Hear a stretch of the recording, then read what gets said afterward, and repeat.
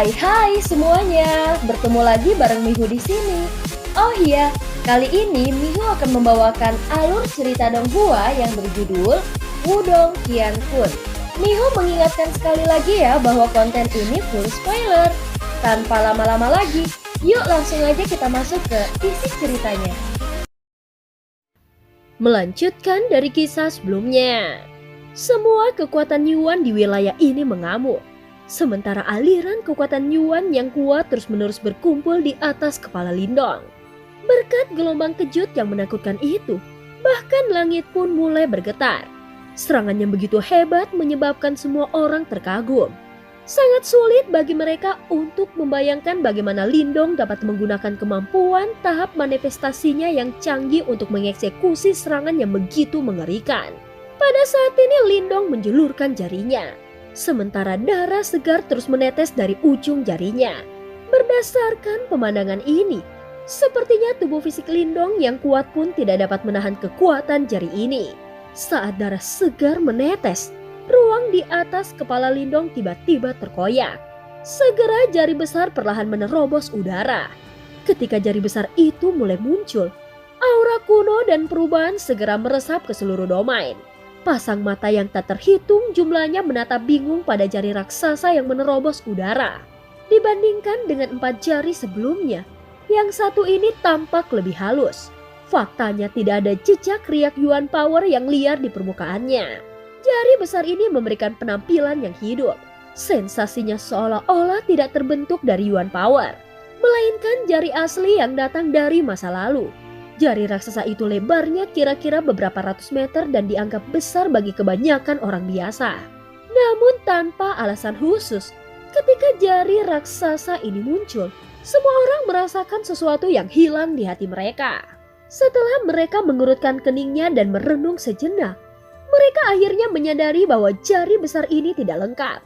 Faktanya secara akurat itu hanya setengah jari. Itu sebenarnya setengah jari yang datang dari masa lalu. Saat ini meskipun hanya setengah jari, ketika itu muncul seluruh langit tampak bergetar. Sepertinya auranya langsung melebihi formasi besar cahaya suci yang didirikan oleh Li Sheng dan yang lainnya. Aku tidak menaruh dendam padamu. Jika kau tidak menyinggungku, aku juga tidak akan menyinggungmu. Namun jika ada yang menyinggungku, aku akan membuat kalian membayar 100 kali lipat sebagai balasannya. Ucap Lindong menatap dingin pada Li Sheng dan yang lainnya. Yang ekspresi wajahnya juga berubah. Kemudian aumannya yang sedingin es memantul di seluruh wilayah seperti guntur. Saat Lindong mengucapkan kata terakhirnya, dia dengan kejam mengayunkan jarinya ke bawah. Seketika kulit di ujung jarinya terkoyak, sementara darah segar menyembur keluar. Namun pada saat yang sama, setengah jari yang berasal dari tanah kuno itu tiba-tiba turun. Ketika setengah jari ini turun, tanah di bawah tampak runtuh seketika. Beberapa retakan besar dengan cepat meluas dan auranya sangat mengerikan. Sementara itu setengah jari besar itu langsung terbang menuju pilar cahaya suci yang bersinar. Serangan cahaya suci ini dipenuhi dengan kekuatan penuh Li Sheng dan 7 lainnya. Dan hampir tidak ada orang di bawah panggung Nirvana yang bisa melawannya. Namun hanya karena hampir tidak ada orang bukan berarti tidak ada. Pada saat ini semua orang di dekat tembok kota menyaksikan dengan tegang. Sementara mereka menghirup udara dalam-dalam. Akhirnya 2 serangan yang sangat merusak akhirnya menghantam bersama seperti 2 meteor. Pada saat tabrakan, seluruh alam semesta tampaknya mulai bergetar. Sementara cahaya yang cemerlang meletus dan langsung menerangi seluruh area dalam radius 100 mil. Semua orang menatap cahaya menyilaukan yang bersinar di mata mereka saat mereka menatap titik tumbukan. Namun kebuntuan yang mereka harapkan tidak terwujud. Sebaliknya yang mereka lihat hanyalah kekuatan penghancur yang nyaris tidak terbendung. Di depan jari seperti dewa yang berasal dari tanah kuno ini, bahkan serangan gabungan Li Sheng dan yang lainnya tidak dapat mengancam setengah jari yang seperti kehidupan itu sama sekali. Bentrokan itu berlangsung hanya beberapa detik saja. Sebelum kolom cahaya suci yang bersinar itu mulai runtuh saat kerumunan itu menatap dengan kagum. Ketika mereka melihat retakan itu muncul, teror akhirnya menyembur di wajah Li Sheng dan yang lainnya. Mereka tidak menyangka setelah menggabungkan semua kekuatannya, itu sebenarnya dengan cepat dihancurkan oleh Lindong. Saat ini Li Sheng akhirnya mengerti bahwa petani yang dia klaim berasal dari kerajaan kecil ini sebenarnya sangat kuat dan mengerikan. Namun saat ini itu sudah terlambat. Pilar cahaya suci bersinar raksasa itu tidak mampu menahan gelombang kejut menakutkan yang terkandung di dalam setengah jari itu, karena langsung meledak di depan mata orang banyak. Gelombang kejut energi yang mengerikan menyapu seperti badai mengamuk di domain ini. Debu dan puing-puing berterbangan kemana-mana dan bahkan tembok kota yang kokoh pun terguncang oleh dampak ini. Semua orang yang berdiri di atas tembok kota dengan cepat mengaktifkan kekuatan Yuan mereka saat mereka mencoba menstabilkan tubuh mereka. Ketika badai energi itu menyapu, Li Sheng dan yang lainnya yang berada tepat di depan langsung menjadi pucat. Sebelum mereka memuntahkan seteguk darah segar, aura mereka tampaknya telah turun ke titik terendah. Jangan lakukan itu. Kami adalah anggota dari Kekaisaran Cahaya Suci. Jika kau membunuh kami, itu akan menyebabkan masalah di masa depan. Senior besar kami ada di kota Yang, dan dia jauh lebih kuat daripada senior Li. Dia adalah musuh yang tidak bisa kau kalahkan. Pada saat ini semua praktisi elit Kekaisaran Cahaya Suci yang sombong akhirnya berteriak ketakutan di bawah ancaman kematian. Sudah terlambat untuk mengucapkan kata-kata itu sekarang. Lindong hampir tidak tersentuh oleh kata-kata mereka. Lagi pula, dia hampir tidak bisa membentuk jari kelima ini dan dia tidak yakin apakah dia bisa memanggilnya kembali. Lebih jauh lagi bahkan jika dia bisa melakukannya, dia tidak akan repot. Semua pelatihan ini selama bertahun-tahun membuatnya mengerti bahwa jika dia menyelamatkan orang-orang itu, mereka dapat terus menyebabkan masalah baginya di masa depan. Jika dia ingin menyelesaikan masalah ini sepenuhnya, dia harus kejam dan ganas. Pria yang baik hati tidak akan bertahan di medan perang kuno ini. Jika kau ingin menyalahkan seseorang, salahkan fakta bahwa kau mengikuti senior yang tidak berguna. Saat jari raksasa yang dipenuhi dengan kekuatan penghancur turun dengan sungguh-sungguh, seluruh tanah tampak runtuh. Ketika mereka melihat bahwa Lindong tidak berniat untuk menyelamatkan mereka, ekspresi Li Sheng dan yang lainnya berubah drastis. Segera mereka dengan cepat mengaktifkan kekuatan Yuan yang tersisa di tubuh mereka dan membentuk perisai bercahaya. Menghentikan mobil dengan tangan serangga. Ketika dia melihat situasi ini, Lindong terkekeh. Setelah jari raksasa itu turun, perisai bercahaya itu tampaknya tidak berdampak sama sekali karena benar-benar hancur. Sementara itu kekuatan mengerikan yang terkandung dalam jari raksasa itu akhirnya turun ke Li Sheng dan yang lainnya. Berkat kekuatan yang mengerikan itu, dua praktisi manifestasi tingkat lanjut langsung pecah menjadi kabut berdarah. Lindong, kau pasti akan menyesali ini. Beraninya kau membunuh anggota dari Kekaisaran Cahaya Suci. Di masa depan, hasilmu akan lebih buruk daripada seekor anjing. Darah segar merembes keluar dari pori-pori Li Sheng saat dia mengeram dengan ganas. Big Senior tidak akan membiarkanmu pergi. Kau tidak dapat melarikan diri, dan hasilmu akan beberapa ratus kali lebih buruk daripada kami. Sama seperti geraman berwisal Li Sheng turun, seluruh tubuhnya tidak mampu menahan kekuatan mengerikan itu karena meledak dengan ledakan yang keras. Seluruh bumi tampaknya telah menjadi sunyi seketika. Semua orang menatap para praktisi elit kerajaan Cahaya Suci yang semuanya telah diledakkan menjadi kabut berdarah. Sebelum mereka mulai gemetar tak terkendali, dengan satu jari saja, seorang praktisi manifestasi puncak serta 7 praktisi manifestasi tingkat lanjut diledakkan sampai mayat mereka tidak tersisa. Ekspresi mereka dipenuhi dengan rasa hormat dan ketakutan saat mereka menatap sosok yang melayang di udara. Tindakannya membuat semua orang mengerti bahwa pria di depan mereka bukanlah Buddha yang baik hati. Jika mereka menyinggung perasaannya, tidak peduli apa latar belakangnya, dia tidak akan menunjukkan belas kasihan sama sekali. Pada saat yang sama, Moling dan yang lainnya menatap lekungan di tanah, sementara mereka tanpa sadar menelan ludah. Bagaimanapun semua praktisi elit kerajaan Cahaya Suci tertiup ke dalam kabut berdarah tepat di depan mata mereka. Di tembok kota, ketika Lilantian melihat pemandangan ini, ekspresinya berubah sangat suram. Dia tahu bahwa bahkan jika dia menghadapi jari kelima Lindong, meskipun dia mendapatkan bantuan dari roh Yuan misterius di dalam tubuhnya, dia masih akan terluka parah. Saat ini potensi pertempuran Lindong telah benar-benar melebihi miliknya. Ketika dia memikirkan hal ini, niat membunuh di hati Lilang Tian membengkak. Saat ini setelah pertempuran besar-besaran Lindong dihabiskan dan itu adalah waktu terbaik baginya untuk bergerak. Sama seperti niat membunuh mengalir di hati Lilang Tian. Di udara, Lindong yang agak pucat juga melambaikan telapak tangannya sebelum kekuatan hisap segera menyembur keluar. Seketika 8 tas Qian Kun terbang ke arahnya. Karena orang-orang ini berasal dari Kekaisaran Cahaya Suci, mereka pasti memiliki harta yang banyak. Oleh karena itu Lindong secara alami akan menyimpannya sebagai rampasan perangnya. Setelah dia mengambil semua tas Qian Kun mereka, perhatian Lindong beralih ke tembok kota. Ketika dia melihatnya berbalik untuk melihat mereka, kerumunan di tembok kota segera mundur. Sepertinya tidak ada yang ingin menjadi sasarannya. Saat kerumunan mundur, satu sosok berdiri dengan diam. Namun ekspresinya sangat suram sementara niat membunuh yang kaya mengalir di matanya. Ling Langtian tidak perlu menahan diri. Bahkan jika kau tidak bergerak malam ini, aku tidak akan membiarkanmu pergi. Saat dia menatap sosok itu, niat serupa mengalir di mata Lindong. Sehubungan dengan bajingan oportunistik ini, dia membenci Lilang Tian lebih dari praktisi Kekaisaran Cahaya Suci. Bagaimanapun malam ini dia harus menyingkirkan duri di hatinya ini. Ketika teriakan Lindong yang berisi niat membunuh sedingin es terdengar, di atas tembok kota lingkungan Lilang Tian langsung menjadi kosong. Beberapa orang yang awalnya tersebar bergegas pergi seolah-olah mereka telah menemui wabah. Dari kelihatannya, dendam antara Lindong dan yang terakhir tidak kecil.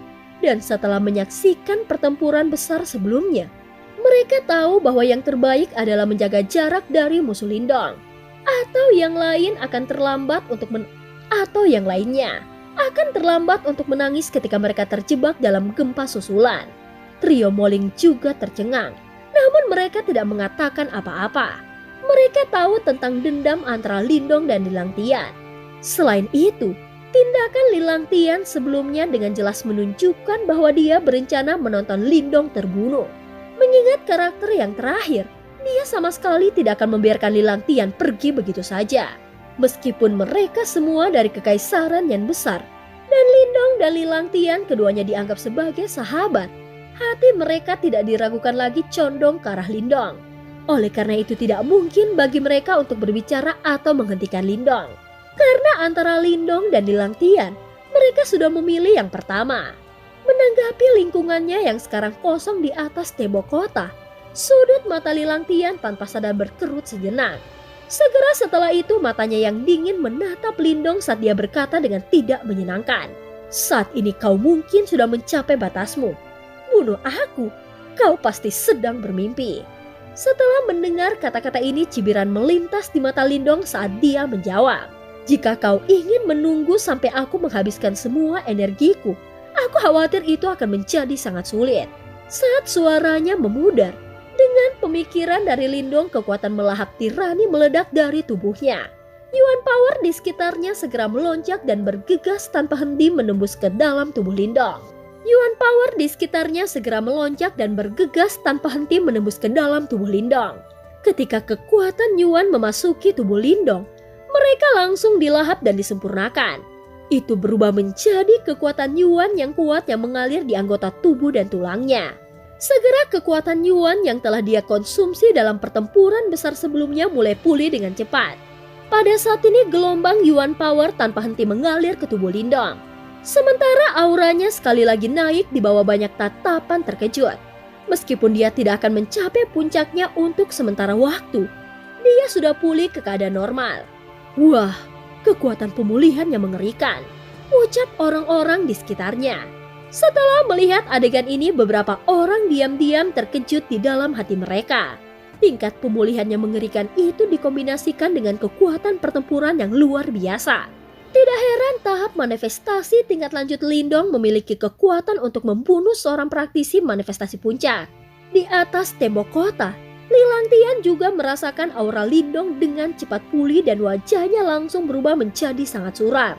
Rencananya gagal sekali lagi. Lilang Tian pergi ke sini untuk mati. Mata Lindong sedingin es, tidak memberitahu Lilang Tian waktu. Tangan Lindong mengepal saat Yuan Power yang kuat mengembun menjadi platform emas yang mempesona sebelum dengan kejam terbang menuju Lilang Tian. Ketika dia melihat serangan Lindong, mata Lilang Tian juga menjadi dingin. Sosoknya bergerak saat dia terbang keluar dari tembok kota. Tinju terbang keluar sebagai kekuatan ganas meniup kembali platform emas. Setelah melihat Lilang Tian terbang keluar, sosok Lindong juga bergerak. Langkah pengembara langit kemurnian tertinggi di kakinya saat dia berubah menjadi kepulan asap. Langkah pengembara langit kemurnian tertinggi di kakinya saat dia berubah menjadi kepulan asap hijau yang bercampur dengan serangan yang kuat dan menyerang Lilang Tian seperti hujan deras. Saat dia menatap Lindong yang menyerang, Lilang Tian menggertakkan giginya dan mengeluarkan semua kekuatan Yuan di tubuhnya.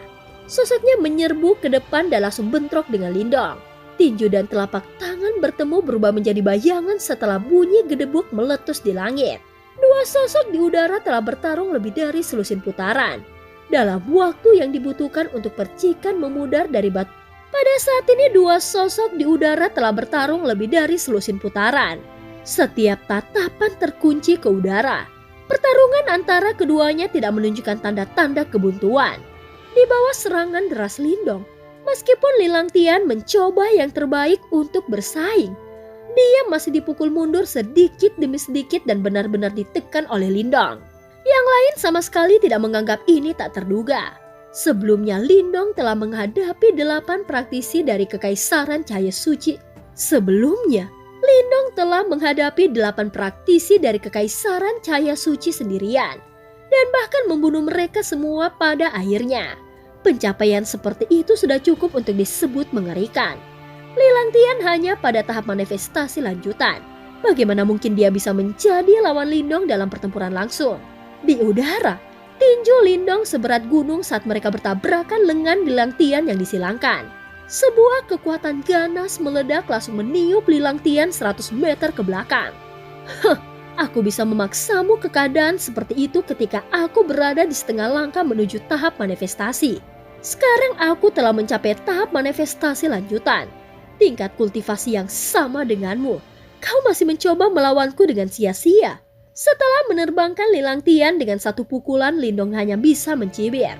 Setelah mengalami banyak pelatihan pahit, kekuatan Lindong saat ini di permukaan sudah tidak lebih lemah dari Lilang Tian. Apalagi kekuatan tempurnya jauh melampaui yang terakhir.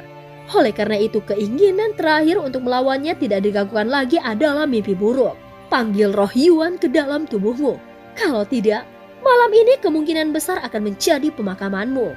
Setelah teriakan dinginnya memudar, Lindong mengangkat telapak tangannya dan cahaya hitam melesat keluar.